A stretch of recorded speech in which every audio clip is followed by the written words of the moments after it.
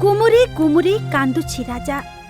ଜୀବନଠାରୁ ଅଧିକ ଭଲ ପାଉଥିବା ପ୍ରାଣପ୍ରିୟା ରାନୀ ତାର ଆଜି ଶୋଇଯାଇଛି ସବୁଦିନ ପାଇଁ।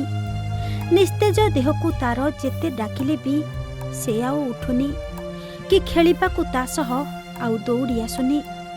ମନମାରି ଖୁଆଡ଼ ଭିତରେ ଶୋଇଛି ରାଜା। ଭୟଙ୍କର ହେଣ୍ଟାଳ ଗର୍ଜନ ତାର ଯେମିତି ଆଖିର ଲୁହରେ କୁଆଡ଼େ ମିଳେଇ ଯାଉଛି। ଦିନେ ପ୍ରେମ ପାଇଁ ଚର୍ଚ୍ଚାରେ ଥିବା ସମ୍ବଲପୁର ଚିଡ଼ିଆଖାନାର ରାଜାରାଣୀ ଯୋଡ଼ି ଆଜି ସବୁଦିନ ପାଇଁ ଭାଙ୍ଗି ଯାଇଛି।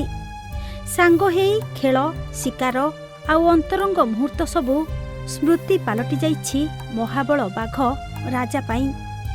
ମହାବଳ ବାଘ ରାଜା ଆଉ ସୁନ୍ଦରୀ ବାଘୁଣୀ ରାନୀଙ୍କ ସମ୍ପର୍କରେ ସବୁଦିନ ପାଇଁ ଭଟ୍ଟା ପଡ଼ିଯାଇଛି।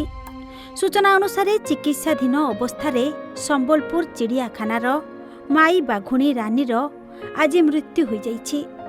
7 ବର୍ଷ ବୟସରେ ବାଘୁଣୀର ମୃତ୍ୟୁ ହୋଇଥିବା ନେଇ ବନ ବିଭାଗ ପକ୍ଷରୁ ସୂଚନା ମିଳିଛି। ଗର୍ଭାଶୟରେ ଇନଫେକ୍ସନ ହୋଇ ବାଘୁଣୀର ମୃତ୍ୟୁ ହୋଇଥିବା ଜଣାପଡ଼ିଛି।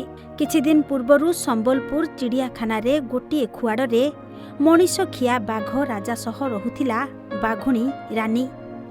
ଦୁଇ ବାଘ ବାଘୁଣୀଙ୍କ ମଧ୍ୟରେ ଗଢ଼ି ଉଠିଥିଲା ପ୍ରେମ ସମ୍ପର୍କ।